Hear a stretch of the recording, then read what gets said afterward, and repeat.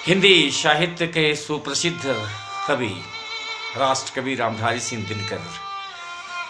राष्ट्रकवि रामधारी सिंह दिनकर ने रश्मि रथी में लिखा है कि दे दो केवल 5 ग्राम, रखो धरती शारी तमाम, हम वही खुशी से खाएंगे, पर जन पर अशी न उठाएंगे, दुर्योधन वह भी दे न सका, आशीष समाज का ले न सका, जब नास मनुष्य पर छाता है, पहले विवेक मर जाता है।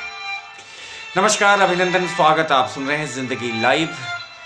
जिंदगी लाइव में आज चर्चा उसी बुद्धि और विवेक के बारे में जिसके सहारे हम और आप जिंदगी की इस इमारत को बुलंद करते हैं।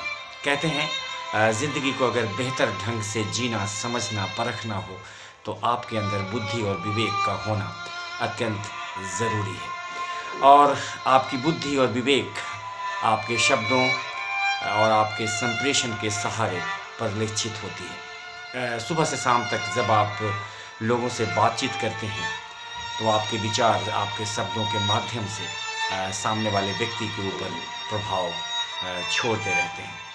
इसलिए जब भी आप अपनी संवाद की प्रक्रिया को प्रारंभ करें, कुछ चीज़ों को जानना और समझना ज़रूरी है। सबसे पहली बात, आप व्यक्तिगत आलोचना से बचें और हमेशा बातचीत करते वक्त भावनाओं का ख्याल रखें। ऐसे शब्दों का चयन न करें जिससे सामने वाले व्यक्ति पर किसी तरह का प्रभाव पड़े।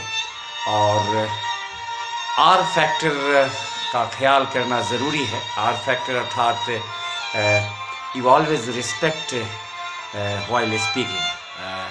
आप जिससे भी बातचीत कर रहे हैं, सामने वाले व्यक्ति का आदर करना शुरू करें और एक रिस्पेक्ट और रिगार्ड का भाव आपके अंदर होना चाहिए।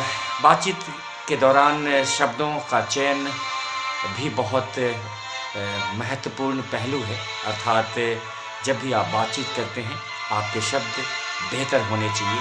आपकी बुद्धि और विवेक के अनुरूप आप अपने शब्दों का चयन करें। वो कहते हैं कि जब आप किसी व्यक्ति से बातचीत करते हैं तो 2 चीज़ें स्पष्ट रूप से दृष्टिगोचर होती है कि आप किस परिवेश में रहते हैं और आपकी परवरिश कैसे हुई है। इसलिए अगली बार बातचीत करते वक्त इन चीज़ों का ध्यान करना ज़रूरी है। कॉर्पोरेट वर्ल्ड के अंतर्गत एक कहावत है कि दुनिया की सबसे बड़ी स्किल्स पीपल्स स्किल होती है, अर्थात लोगों से मिलने जुलने की कला।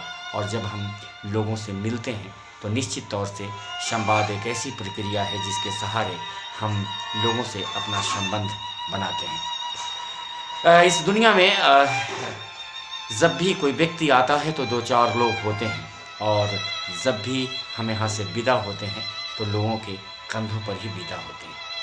एक कहावत है, man comes on this lovely earth along with the people, departure on the soldier of people. अर्थात आना लोगों के बीच और जाना लोगों के कंधों पर। इसलिए इन लोगों को समझना ज़रूरी है। और हंसते रहें, मुस्कुराते रहें और हंसते मुस्कुराते ज़िंदगी की पटकथा को लिखते रहें। और इससे पहले कि मैं विदा लूँ, नीरज की एक पंक्ति है कि ज़िंदगी न तृप्ति है न प्यास है, ज़िंदगी न तृप्ति है न प्यास है, क्योंकि पिया दूर है न पास है। ज़िंदगी को खुशनुमा बनाएं और हंसते मुस्कुराते ज़िंदगी की पटकथा को लिखते रहें। सुन रहे थे ज़िंदगी लाइव सुधीर मिश्रा के साथ। अगली बार फिर मुलाकात होगी, तब तक के लिए इजाज़त दीजिए। जय हिंद।